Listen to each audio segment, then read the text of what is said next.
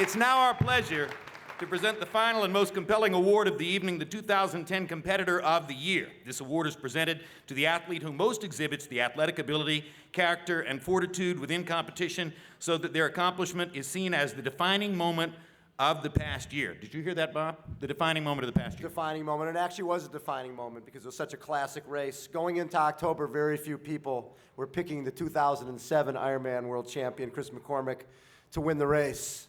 But there's something about doubting the guy they call Macca. It's not a good idea. Check this out. Near the front, riding comfortably, is Craig Alexander.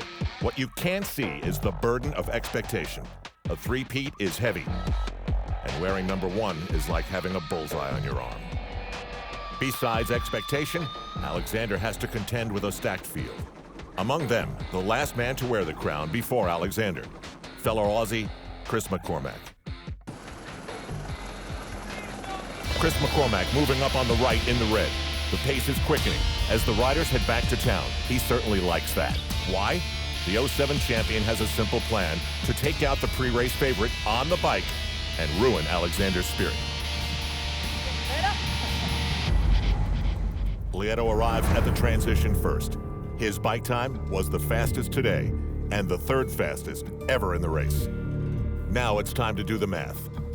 Chris McCormack, 7:45 behind Lieto.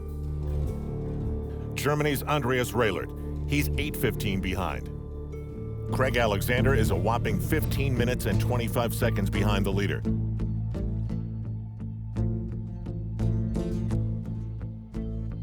Chris Lieto has a low 5 for the women's leader, Julie Dibbins, and that is how he must be feeling. Once again, here he is, deep in the marathon, with a rapidly shrinking lead.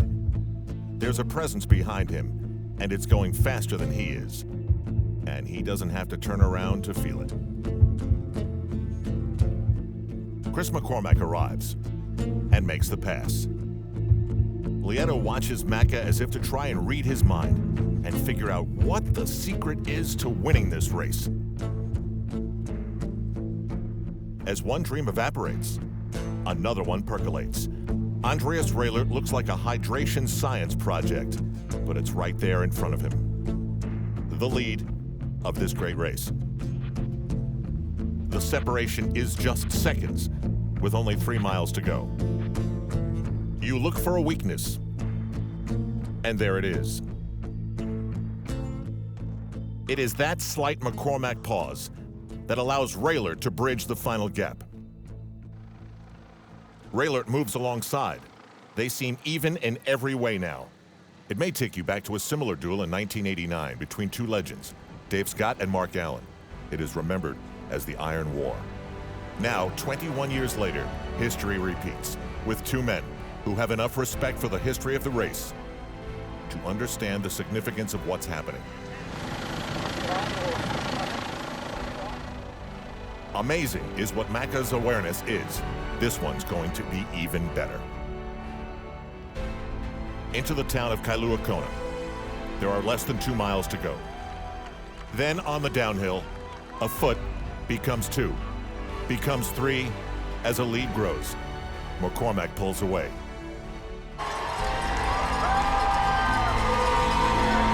It is the latest that the men's marathon has ever been decided.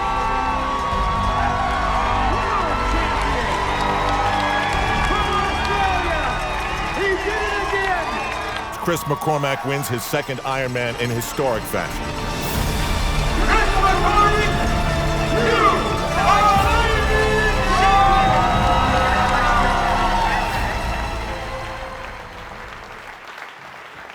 Ladies and gentlemen, in order to earn victory in that duel, he had to run 2:43:31 off the bike to win it. Please welcome the two-time Ironman world champion and competitor of the year from Australia, Chris McCormack.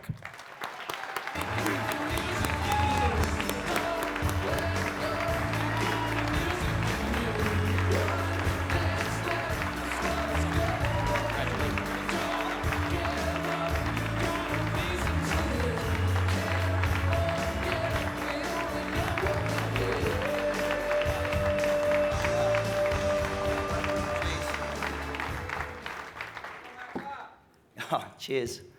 I'm glad it's not just me who hates the speaking part of things. I rang my wife about half an hour ago. I was telling her all the people that were in the room. I said, you wouldn't believe it.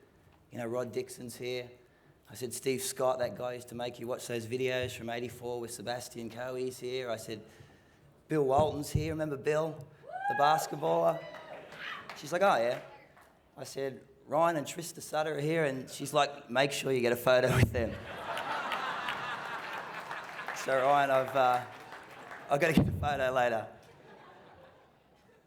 I first came here in 1997, and I got, Competitor of the Year. I had a great season. It was many years ago, and it was quite odd watching McKeely and Greg Welsh, who were racing at that time, and absolute idols of mine, just walk off the stage, and they retired many years ago. So it's come full circle.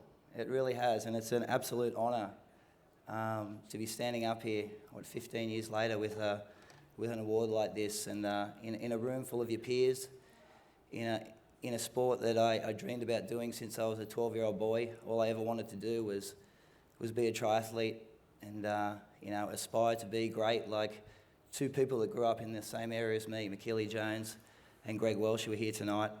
And you've both...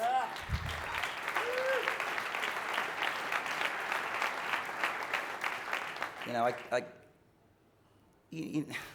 can't say enough thank yous to you guys. You're incredible role models. And, Greg used to come back to Sydney, Australia, and, I was a little kid trying to listen to the stories about San Diego and Boulder, Colorado, and, hanging off every word he ever said, and dreaming of the day that one day I'd be able to come over here and race in these events. And McKeely, you're the greatest. You've been such a huge influence on my career. You took me under my wing in the 90s. I learnt so much from you, and you taught me how to be a professional athlete, and I can't thank you enough.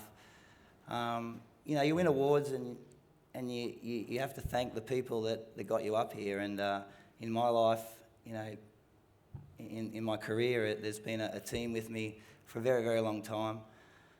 Scotty Fairchild, we've come a long way, mate. Met you in 2000. It's been 11 years. We've done pretty good, mate. Pretty good. Dylan from Cliff, you're my longest sponsor. You're incredible to work with. You make my life so easy. This is yours, man. Thank you. The Specialized guys, how quick are our bikes, huh? How quick are they? And, my wife, I met her in 1999. She's been on this journey with me for a very, very long time. I forced her into this sport. She's the most non-competitive person in the world. You have no idea how non-competitive she is. She just doesn't understand it.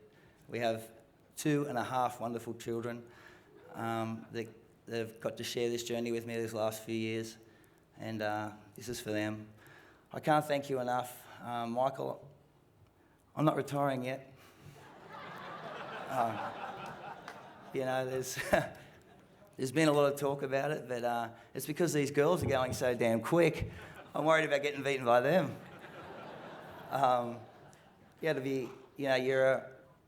You guys are the future, you and your brother. It's been an honour racing, and I wish Andy was here. I sent you guys an email just saying how much I respect and admire you. You're well-deserved of the Triathlete of the Year. You're amazing. I'm scared to death of racing you, but that's another story. Who else do I thank? Just the people who have been here the whole way, and all the people who have inspired me. And, it's been a wonderful journey, a wonderful 20 years. I couldn't have scripted it any better if I asked to, and I just thank you for being here. Thank you for sharing it. And one last thing, thank you to my publishers for coming out here. You guys rule. Welcome to our family. This is the endurance world. You're going to have a great time, and it's only just begun. You wait till this finishes. You'll see what endurance really is. Cheers.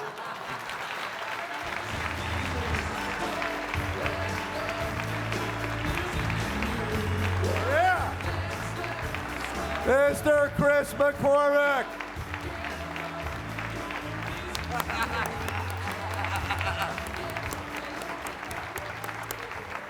Oh, Jim, pretty good night, huh? I want to thank you, Bob, for inviting me to be a part of this occasion with you and your exceedingly well-conditioned family. And I'll take a lot of great memories away from it. Thank you. All right, I want to thank everybody for attending Endurance Live.